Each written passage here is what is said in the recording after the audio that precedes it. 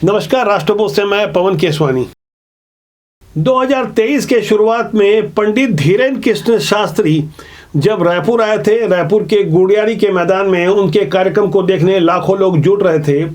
उस वक्त जब उन्होंने हिंदू राष्ट्र की बातें खुलकर कही थी और उन्होंने एक संकल्प दोहराया था कि हिंदू राष्ट्र तो हम बना कर रहेंगे। इसके अलावा छत्तीसगढ़ में बढ़ते धर्मांतरण को लेकर उन्होंने जिस तरह से सीधा प्रहार किया था, वह सीधा प्रहार वास्तव में एक राजनीतिक हमला माना जा रहा था।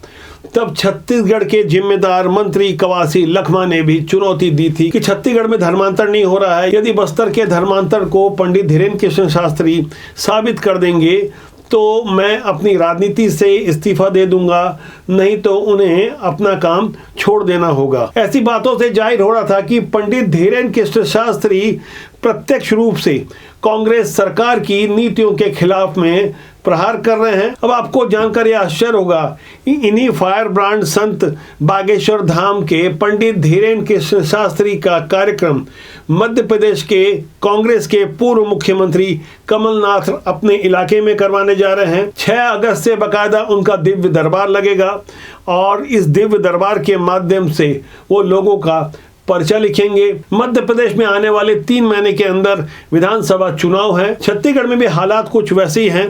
पंडित धीरेन्द्र कृष्ण शास्त्री के रायपुर के कार्यक्रम के दौरान कांग्रेस के दिग्गज नेता उनसे दूरियां बनाते रहे। उसके बाद जो माहौल निर्मित हुआ, इस पर किसी को यकीन नहीं हो रहा था।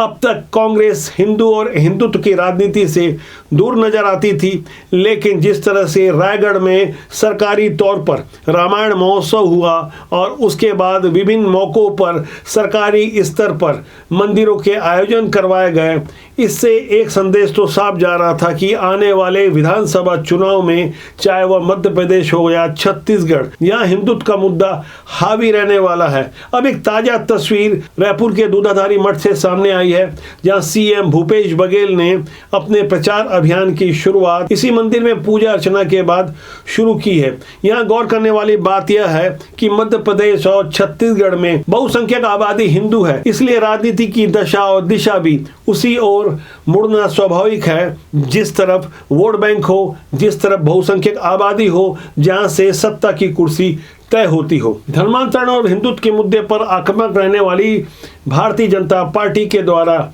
लगाए गए आरोपों का जवाब भी अब संभल कर दिया जाता है। हिंदुत्व और धर्मांतरण के मुद्दे पर आक्रामक रहने वाली भारतीय जनता पार्टी के आरोपों का जवाब भी धूप में चलिए हल्के पांव वाली तर्ज पर दिया जाता है। बेहद संभल कर अपनी बातें कही जाती है। अभी हाल में ही बीती 30 जुलाई को मानपुर मोहल्ला, एक जो नया जिला बना है, यहाँ सरजू टेकाम नामक एक असामाजिक तत्व ने खुले मन से जिस तरह से बजरंगबली के अस्तित्व को ही चुनौती दी थी और भारतीय जनता पार्टी के नेताओं को काट डालने की चेतावनी या धमकी दी थी, तब वहाँ कांग्रेस के जिम्मेदार संसदीय सचिव और विधायक इंद्र शाह मंडावी भी मौजूद थे। सरजू टेकाम जैसे गुंडे ने खुले मन से जो कुछ भी कहा, उसके बाद कांग्रेस की ओर से दावा किया गया कि हमने 6 घंटे के भीतर ही एफआईआर दर्ज कर ली है। ऐसी त्वरित कार्रवाई की आवश्यकता छत्तीसगढ़ में बहुत ज्यादा है, जहां खुलकर हिंदू जनभावनाओं का अपमान करने का षड्यंत्र चल रहा है। खासकर बस्तर के इलाके में जिस तरह से भोले भाले आदिवासियों को हिंदुओं से अलग बताकर उनका धर्मांतरण या मतांतरण बड़ी संख्या में हो रहा है, जिस तरह से वहां वर्ग संघर्ष की स्थिति है। इसी साल के शुरुआत में 2 जनवरी को जिस तरह से बस्तर के इलाके में दंगा फसाद हुआ, जो तस्वीरें वहां से निकल कर आई, वह एक दिन की तैयारी नहीं थी। लंबे समय से जो साजिश रची जा रही है, उसके विरुद्ध आवश्यकता इस बात की है कि सख्ती से कुचला जाए। आने वाले समय में जब विधानसभा चुनाव है, ऐसे ही मुद्दे जाहिर तौर पर चुनावी मुद्दे बन जाते हैं। छत्तीसगढ़ की धर्मनगरी कहलाने वाली कवर्धा की एक घटना जो बहुत चर्चित रही, तारीख 3 अक्टूबर 2021 की वह घटना जब भगवा ध्वज का अपमान हुआ था, उसे लेकर कर्फ्यू तक की नौबत लगानी पड़ी। यहाँ हमें सोचना होगा कि उस घटना का जन्म आखिर कैसे हुआ था, आखिर कैसे कोई पुलिस वाला कुछ जिहादी मानसिकताओं के कहने पर 100 साल पुराने माता विंध्यवासिनी मंदिर के प्रांगण से भगवा ध्वज को उतारने की साजिश में शामिल हो सकता है। उसके बाद दुर्गेश देवांगन के साथ जो कुछ हुआ, जिस तरह से वहां रक्तपात हुआ, जिस तरह के सांप्रदायिक उन्माद हुए, उसे सरकार ने कुछ सबक लिया और बीती 8 अप्रैल को बेमेतरा के साजा विधानसभा के बीरनपुर में भुवनेश्वर साहू के ऊपर जिस तरह से मॉब लिंचिंग हुई, जिस तरह से उसे घसीट कर एक धार्मिक स्थल में ले जाकर उसकी हत्या की गई, इस घटना के बाद उत्पन्न हुए धार्मिक उन्माद को थामने में सरकार ने जो सफलता हासिल की वह कवर्धा की घटना से लिया गया सबक ही माना जा सकता है। सोशल मीडिया और डिजिटल के दौर में मानसिकता किस कदर तेजी से बदलती है, इसे हमें समझना होगा। जिन राज्यों में विधानसभा चुनाव है, यदि उस राज्य के बाहर भी कोई घटना घटती है और खासकर ऐसी घटना जिसे धर्म और मजहब के चश्मे से देखने की जरूरत पड़ती है, इससे माहौल तो बदलता ही है। हरियाणा के नूह में जो कुछ भी हुआ, जिस तरह की जिहादी मानसिकता के लोगों ने 20,000 सनातनियों की भीड़ के ऊपर हमला किया, सुनियोजित ढंग से जिस तरह से पथराव किया गया, पहाड़ियों में चढ़कर जिस तरह से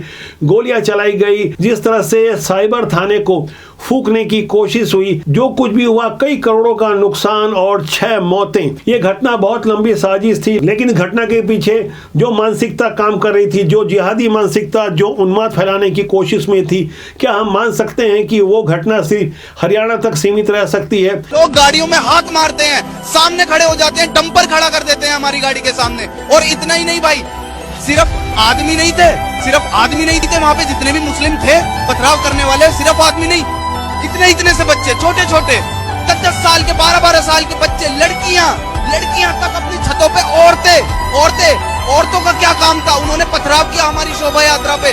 हम शोभा यात्रा जब निकाल रहे थे, हमारे मन में इतनी खुशी थी कि हमारे कुछ भाई देखेंगे।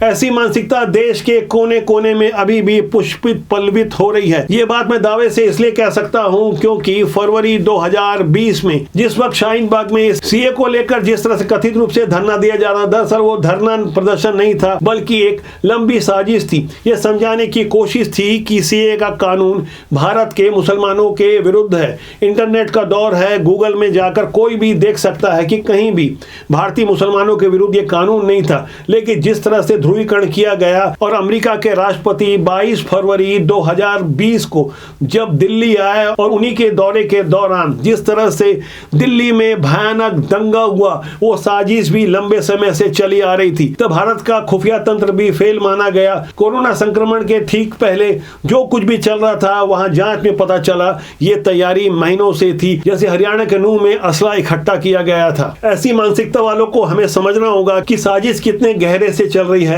ऐसी घटनाओं के पीछे हमें असल वजह को भी समझना होगा। मणिपुर में जो भी दंगा फसाद हो रहा है, वहां भी हमें गौर करना होगा कि 2021 की जो जनगणना थी, वहां मणिपुर में ईसाइयों की आबादी महज 4000 थी और 2011 1 मई को जो जनगणना की रिपोर्ट आई, उसके अनुसार आधिकारिक रूप से मणिपुर में ईसाइयों की संख्या 44% हो गई। अभी 2023 है और नई जनगणना की रिपोर्ट सामने नहीं आई है, लेकिन जिस तरह के हालात मणिपुर में सामने आ रहे हैं, उसके पीछे भी सांप्रदायिक उन्माद और सांप्रदायिकता एक बहुत बड़ा कारण है। जो तस्वीरें महिलाओं की आई, जिस तरह की नग्न तस्वीरें पूरे देश ने, दुनिया ने देखी, वो तस्वीरें करीब 75 दिन बाद सामने लाई गई। तब कारण बताया गया कि मणिपुर में इंटरनेट बंद था, इसलिए तस्वीरें सामने आ रही है। जबकि असलियत यह थी कि मई के महीने में ही मणिपुर में हिंसा को लगभग थाम लिया गया था। लेकिन ऐसी तस्वीरों से जाहिर तौर पर उन्माद भड़कता है। इसके पीछे जो विदेशी ताकतें काम कर रही है, उसे भी समझना होगा। जो वेपन के इस्तेमाल खास करके कुकी और नागा समुदाय की ओर से किए गए, वो चाइना के बने हुए पाए गए। यहाँ हमें समझना होगा कि देश के साथ किस तरह की साजिश की जा रही है। बीते साल जब कर्नाटक में चुनाव था, उससे पहले जो हिजाब का विवाद आया और जो ताकतें वहां संलिप्त थी, उसमें भी विदेशी ताकतें थी। सांप्रदायिक उन्माद का एंगल था और ऐसे ही उन्माद के एंगल के पीछे राजनीतिक कनेक्शन था। दरअसल सोशल मीडिया और इंटरनेट के दौर में जहां गूगल की एक विशाल लाइब्रेरी है, लोग सहज रूप से सारा ज्ञान एकत्र कर लेते हैं। आधा अधूरा ज्ञान और भड़काऊ पोस्ट के माध्यम से जिस तरह से युवाओं को भड़काने की कोशिश हो रही है और जिस तरह की जिहादी मानसिकताएं सामने आ रही है, वो तस्वीरें हरियाणा के नूह से साफ तौर पर देखने को मिली, जहां 10 से 12, 14, 15 साल के बच्चे भी हमला कर रहे थे। उन्हें कोई रहम नहीं आ रहा था, क्या बुजुर्ग क्या बच्चा, सब कुछ खुलेआम बिना नकाब के हो रहा था। ऐसे उन्माद के पीछे कहीं ना कहीं तुष्टीकरण या अपीजमेंट काम करता है। 2024 के लोकसभा चुनाव को अभी 1 साल से भी कम का समय बाकी है और इस साल के अंत में कई राज्यों में विधानसभा के चुनाव है। जिन जिन राज्यों में विधानसभा के चुनाव हैं, खासकर वहां के युवाओं को ऐसे ही उन्मादी मानसिकता के लोग भड़काने की कोशिश में लगे हैं और काफ़ी हद तक वो सफल भी हो रहे हैं। मैं अगर बात छत्तीसगढ़ की करूं तो यहाँ 16 से 29 साल के करीब 46 लाख युवा हैं। इनका रुझान सत्ता की कुर्सी तय कर सकता है। छत्तीसगढ़ में जहां बहुसंख्यक आबादी सनातनी है, जाहिर तौर पर इसका फायदा भारतीय जनता पार्टी को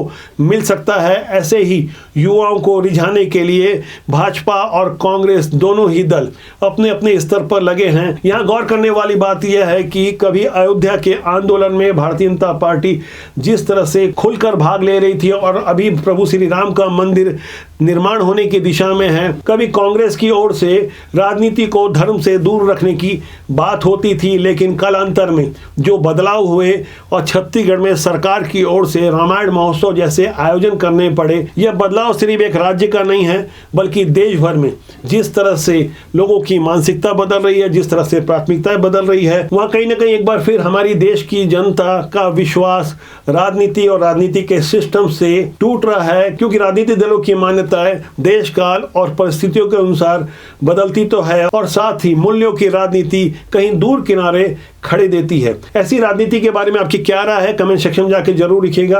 राजनीति की शुचिता के लिए हम लगातार प्रयासरत रहते हैं और हम ये बार बार ऐलान करते हैं कि राजनीति बुरी नहीं होती, राजनीति में काम करने वाले लोग अच्छे या बुरे होते हैं, इसलिए अच्छे लोगों को राजनीति में आना चाहिए। आप अपना राजनीति के माध्यम से भरपूर योगदान दे सकते हैं जिससे देश और समाज का भला हो। मेरा आपसे आग्रह है कि आप चैनल को देखें, लाइक करें, शेयर करें और सब्सक्राइब करना ना भूलें, जिससे आपका और हमारा साथ लंबे समय तक बना रहे। नमस्कार।